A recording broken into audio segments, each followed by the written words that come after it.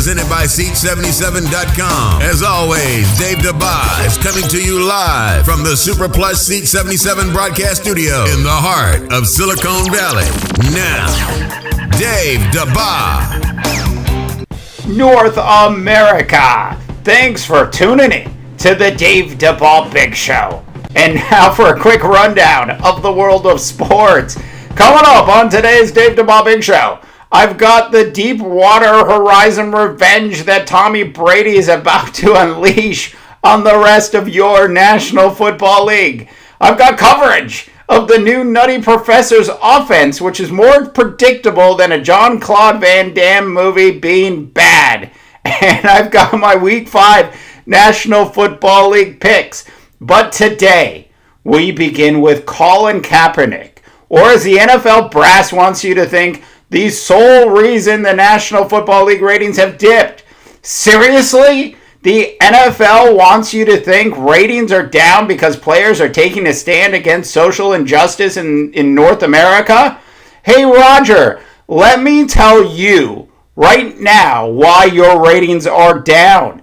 I think it was 36 months of Deflategate that finally got to everybody. Look, you suspended your top star in the National Football League for wanting to play with a softer Nerf-like football. That is why your ratings are down, Roger. Okay, so moving on to Colin, who, as we all know, has been in the news the past couple months for non-football related items. But he might actually find his way back onto the field if he agrees to restructure his contract. Look, the 49er organization has the most room under the salary cap, and they won't play Colin until he agrees to restructure his contract. And this is all about if Colin gets hurt, they don't want to have to pay him next year. Now, for those of you that haven't been paying attention to the post-Jim Harbaugh 49ers, and judging by the ratings, you haven't, they have turned into the West Coast version of the Cleveland Browns. Seriously, from horrific draft picks, there has been at least 20 horrific draft picks over the last 5 years, to even worse coaching decisions. This organization, this once proud National Football League organization, the 49ers, are on a downward spiral that might take a decade to overcome. Let's begin with Colin Kaepernick, who, if you remember, this is unbelievable, if you remember, during the offseason actually asked to be traded. Now let me ask you this. When was the last time a player of Colin Kaepernick's caliber asked to be traded and wasn't actually traded? Way to go, 49er brass! Colin, who has recently transformed the sports world more with his kneeling than with his arm, will most likely be the 49ers starting QB after Blaine Gabbert continued to prove that you can look unbelievably great. You can look like a Hall of Fame quarterback in practice and turn around and suck in a game. Gabbert, who according to my statistics missed at least six wide open TDs in the last 2 weeks, which is the main reason that Chip will actually bench Gabbert. But I have another reason, which I think is equally as important as those terrible overthrows. And that reason is simple, that Gabbert never ever makes any adjustments at the line of scrimmage. This is what Blaine does. He takes the horrific Chip Kelly call, he goes to the line of scrimmage, and he runs it. He never ever makes an adjustment. Hey, Blaine, a good National Football League quarterback will adjust the play if necessary at the line of scrimmage. But I guess Blaine never got that memo, which leads me to the new nutty professor, Chip Kelly. Remember this when his offense was going to revolutionize the National Football League? Let's just say it hasn't, but for some reason Chip thinks it has, as he continues to run the same 8 goddamn plays every game. Look, I gotta tell you, Watching Chip coach is like watching a Donald Trump press conference. I know exactly what Chip is going to do, and I know exactly who Trump is going to insult. For example, if Trump is in Florida, he's going to rip on old people, early bird specials, and religion. When Trump moves on to the Midwest, he rips on the LGBT community and 420. And when he's in California, Trump rips on women, he rips on men, the LGBT community, 420, and Mexico, all while denying he owes a ton of money to Russian banks, Russian investors, which, by the way, he does. Now, if I see Chip run Carlos Hyde one more time to the left side of the offensive line with his stupid spread offense, I swear, I'm actually going to turn off the 49er game and hunt down a Cleveland Browns game. Chip's offense is beyond predictable as his decision to actually start Colin Kaepernick in Week 6.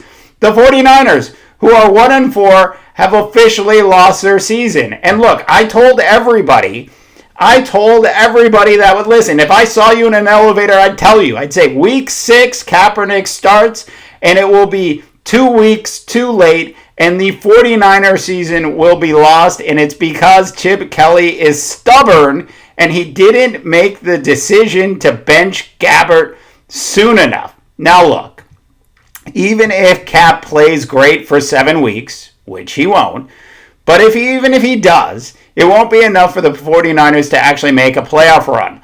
Look, if you're a 49er fan, you really do deserve better.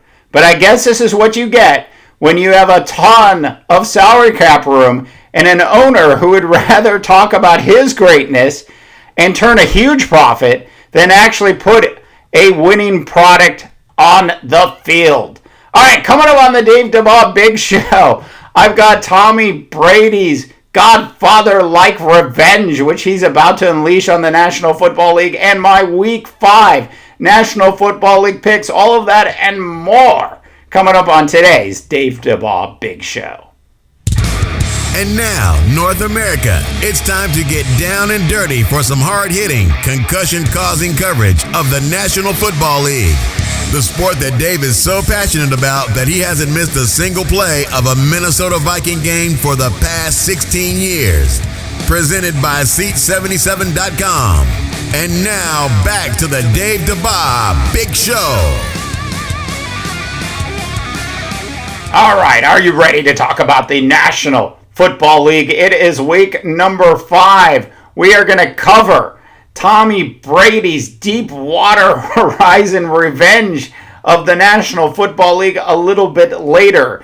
But we begin with my Minnesota Vikings, who are going to be at home in their beautiful, absolutely spectacular new palace versus the Texans. I would expect the Viking defense to find a way for the Vikes to win this game. Vikes by 10. To the game no one cares about, the Bears at the Colts. Andrew Luck is going to continue to look terrible, but the Colts are going to find a way to win. Speaking of games no one cares about, the Titans at the Dolphins. Dolphins will win this game. We've got the Jets at the Steelers. Big Ben Roethlisberger with the victory. Look, how great is it going to be next week on Inside the NFL when Brandon Marshall actually has to go on television and has to talk about his Jets being 1-5. Elsewhere around the NFL, Lions at home against the Eagles. Will the Eagles have a post-bye week kind of lull? Could that actually happen here? And it could, but I expect Carson Wentz to find a way to make it close. But I'm going with the upset. The Eagles, they're going to lose their first game, and it's going to be to Matthew Stafford and the Detroit Lions, as the Lions are going to win on a last-second field goal. Look, that's the only way you can predict a Lions victory, is to say a last-second field goal. Redskins at Ravens in the Battle of Old DC. This one is happening in the BLT. I cannot I cannot believe I'm going to do this, but I'm going to go with the Ravens in that one. Bengals at Cowboys. Dak Prescott is going to continue to look good, and Jason Witten is actually going to get his first touchdown reception of the year. Falcons, Broncos, I can't wait.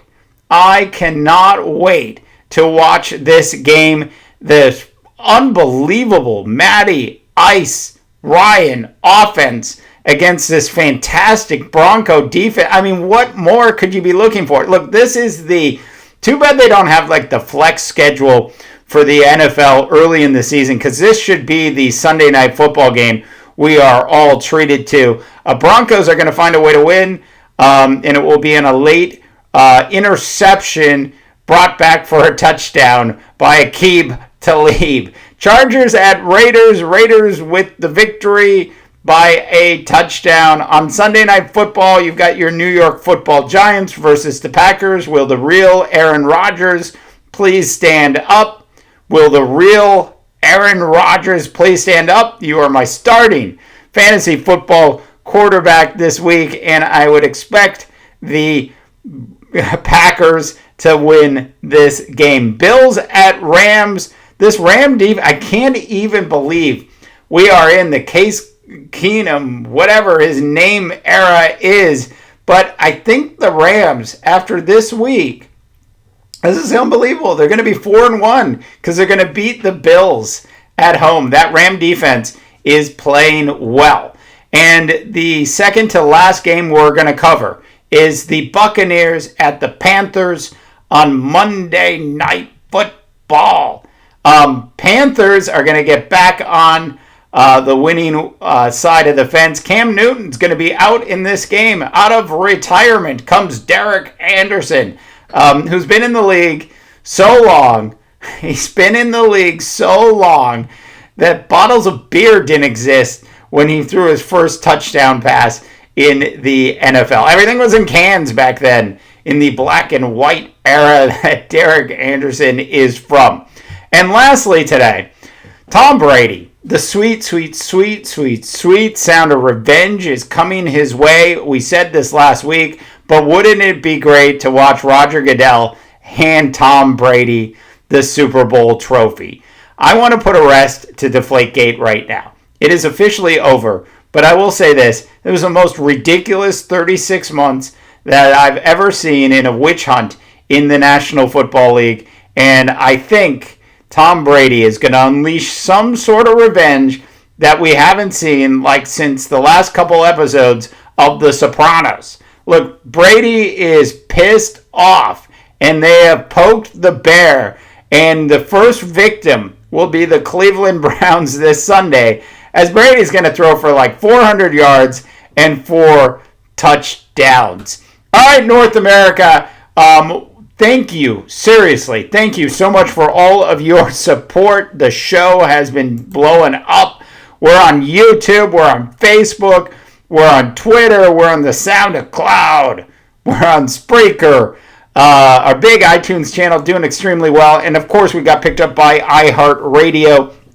So we are super excited about that. All right, for the huge, and I do mean huge, ego piece, I am Dave Dabbah, reminding you that not everyone can be a champion, Ron Rivera, but everyone, and I do mean everyone, can act like one can. And good luck, North America.